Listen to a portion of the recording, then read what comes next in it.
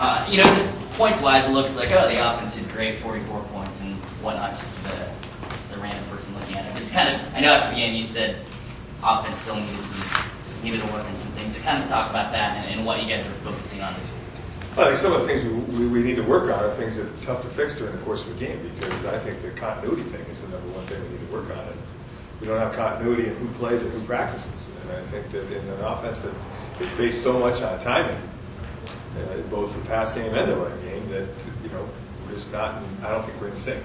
And then I think playing against the front we hadn't seen all year long, and they did some different things out of it that maybe were unexpected.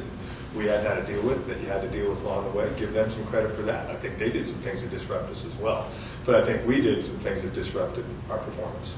And again, no offense to Dixie State. I mean, I didn't think we were going to ever lose a game, but I really would have been nice to play a good, clean football game all the way through and feel very good about what you're doing when you move on to your next game. Well, we got some things we got to still fix. Does the continuity forecast with the injuries and everything, does it look a little brighter this week or still the same? I think it looks worse, to be honest with you, but that's just the way it goes. I mean, Will's not going to practice. Scott Weiss was probably not going to practice, and I don't even know if either one of them will make the trip, to be honest with you. So we'll see who we have playing, and those are the guys we have to play with on Saturday, and hopefully those guys will be excited, just like Jake said, to have their opportunity, whoever that may be, and we'll go there and we'll play better than we played last week because of the experiences of playing against that front. I think will help everyone, coaches and players included, in what we do and how we do it. Jake mentioned he had never played on AstroTurf before. Is there stuff you can do this week to get the players ready to? There's not one thing you can do for AstroTurf. I mean, I hate to say anything. 20 years ago, you would have never said that AstroTurf was going to be outdated in the year 2000. AstroTurf's outdated. And you would have never said that. You were so thankful that people had it. Now it's outdated. People don't have it. And Northern Arizona had it. Idaho State, I think, still has it. I'm not positive, but it's a completely different surface than field turf is or sprint turf is. Kind of talk about North Dakota and what you know about them and what what their strengths are and whatnot. Well, I think they're better than the record indicates. That's one thing, and that's unfortunate for them. But really, their goal as a Division II program that's making the move up was to win the Great West Conference Championship. They can still tie for it, and I think they lost to a pretty good Southern Utah team last week, to be honest. So I think they're probably better than the record indicates. I think their tailback's an outstanding player. I think they have a wide receiver that could probably play anywhere in the country, to be honest with you. And he's got great speed. He's elusive. He's a great kick and punt returner. So I think that we'll have our work cut out with dealing with him. And I think up front, they're very, very athletic on the offensive line. They may not be as big as maybe the last couple of teams we played in Southern Utah and South Dakota State and Montana, but good size and good athleticism. I'm really surprised that they haven't been more productive on the offensive side of the ball. Defensively, it's going to be a bigger, stronger team than we played last week, that's for sure. They're going to play similar things. So I think we definitely have our work cut out for us. And the area that I think we're improving upon is in special teams, but I really like that their kicker is an outstanding kicker. He kicks the ball where they want him to in all kicking situations. So it goes through the uprights on PAT field goals, and it goes to where they want it on their kickoffs. And that makes special teams a big part of this game as well. My question is about special teams with Asa. A lot of times return punts, I don't know how anybody can tackle it. What's the difference between returning a punt, returning a kickoff? With Asa, is maybe could be a kickoff return. I was wondering the difference being in style. Well, the number one thing I think you're going to catch the kickoff, and a punt returner has got to catch the punt, and everything is bearing down on him in a hurry. So you want a guy that's used to being in traffic maybe a little bit more.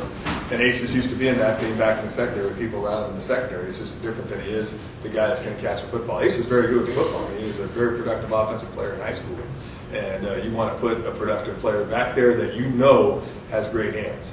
It's a different catch of the football, and he is the best that we have at doing it. And on top of that, he's a pretty nifty runner, as he's proven. So, the word fearless, you can use it a lot of different ways, but he definitely has the courage under fire to be back there, and that's what you really look for in a punt returner as opposed to a kick returner who really has 30 yards before because he catches the ball, those guys are 30 yards away from him. So there's no pressure on him to catch the ball, just go catch the football. Where punt returner, you got guys that are at your feet. And I think Asa just does a tremendous job of that, and is very good and very exciting when he does have the ball in his hands. Staying with the special teams theme here, I mean, it's no secret it's been a bit of struggle the last couple of years here. This season, as well. He didn't hit the cheerleader with the kickoff this week, so we made an improvement. I mean, that's getting better. Is it improving? Special teams? I think our special teams play is improving, but in college football, I mean, you would hope that your people can do what they need to do when they're asked to do it, and it's tough because that's what they practice. But we're asking for certain placements of the football, and I just talked about North Dakota's kicker, and he is very, very accurate at what he does with the football. At least he has been. And that gives your special team. If we're going to say that we're going to kick the ball high and it's going to be someplace between the 20 and the 30-yard line, and it's going to land someplace close to the numbers, well, that's where we're telling our kickoff coverage team to go. And if you kick it and it ends up on the opposite hash, we got huge problems. And that's happened a couple of times. And the kicking the ball out of bounds and allowing offenses to start at the 40-yard line is not good. So I think Jake's demonstrated when he does it right, he's very, very good. But Jake needs to become more consistent.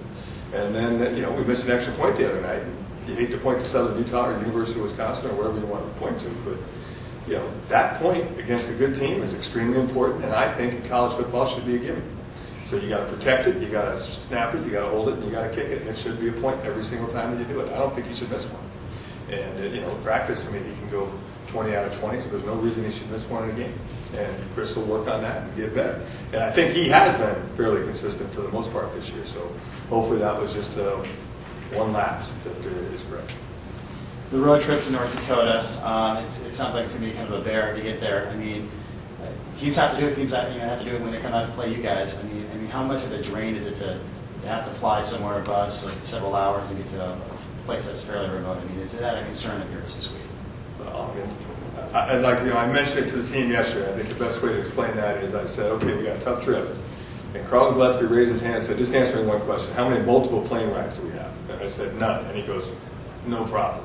So we're flying direct from Los Angeles to Minneapolis. That's the good news. And then we're going to get on a bus, and they'll sleep and watch movies or study, one of the three things. And we'll get there, and we're going to get there later than we want to on Friday night. But, that's where we are, and that's who we are, and that's how we're going to go play. So it's an issue, but really they're going to get a good night's sleep Thursday night in Los Angeles. They're going to get a good night's sleep Friday night in Grand Forks, and we're going to win a football game on Saturday afternoon at 4 o'clock. Thanks, Coach. Good.